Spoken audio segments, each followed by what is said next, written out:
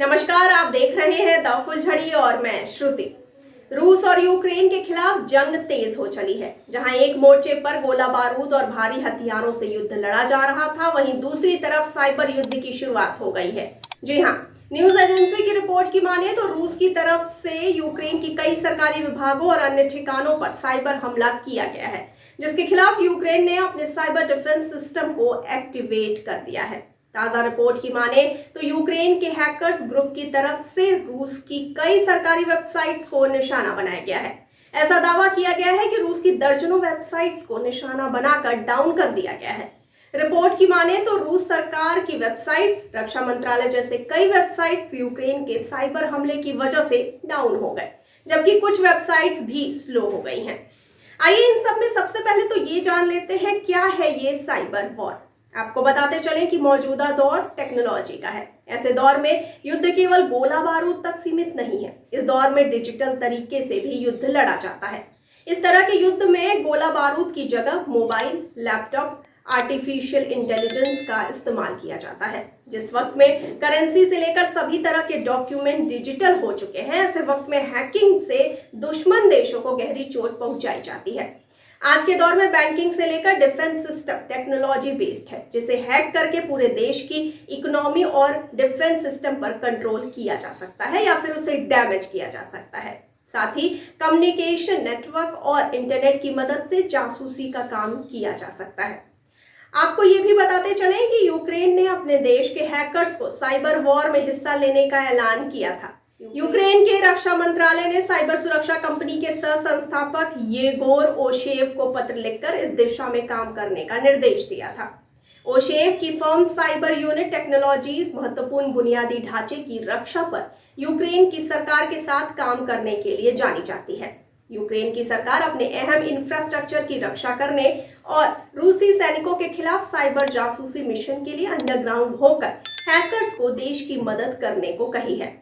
Ukraine ने hackers और cyber सुरक्षा एक्सपर्ट्स को गूगल डॉक्स के जरिए मैलवेयर इजाद करने का निर्देश दिया है, जो यूक्रेन की सेना को रूसी सेना पर हमला करने के खिलाफ डिजिटल जासूसी अभियान चलाने में मदद करेगा।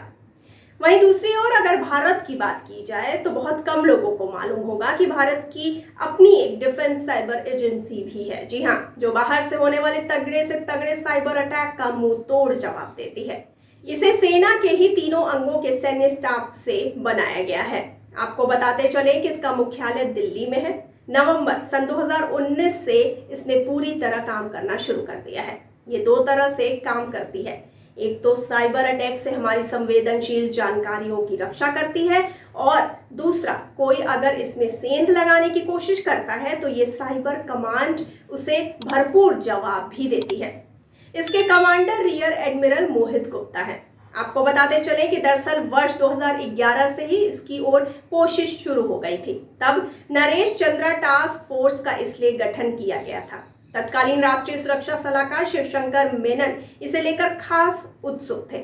एक साल बाद इस बारे में एक रिपोर्ट बनाई गई, जिसे प्रधानमंत्री को सौंपी गई। जब नरेंद्र मोदी ने प्रधानमंत्री के तौर पर काम संभाला तो इसे तुरंत मंजूरी दे दी गई। फिर इसे बनाने का काम शुरू हुआ।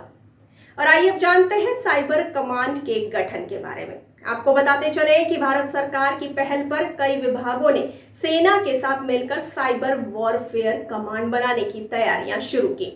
मई सन 2018 में रियर एडमिरल मोहित गुप्ता को इसका कमांडर नियुक्त किया गया। आपको जानकारी के लिए ये भी बताते चले कि 28 सितंबर सन 2018 को देश में सेना के तीनों अंगों के जरिए डिफेंस साइबर एजेंसी का गठन कर दिया गया। इसमें देश के बड़े आईटी संस्थानों के विशेषज्ञों की भी मदद ली गई। फिर नवंबर सन 2019 में इस साइबर एजेंसी ने बकायदा काम शुरू कर दिया।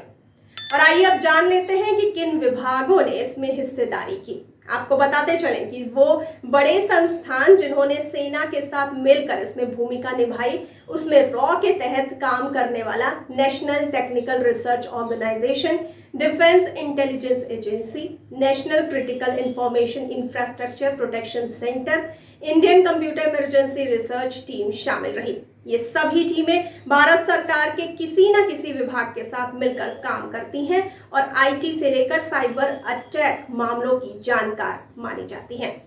तो आपको इस पूरी जानकारी को लेकर के क्या कहना है, आपकी क्या राय है, हमें कमेंट बॉक्स में कमेंट करके जरूर बताइए। और साथ ही साथ हमारे चैनल को लाइक, सब्सक्राइब और शेयर करना ना भूलिए। और मुझे दीजिए इजाजत, लेकिन आप बने रहिए द फुलझड़ी के साथ। धन्यवाद।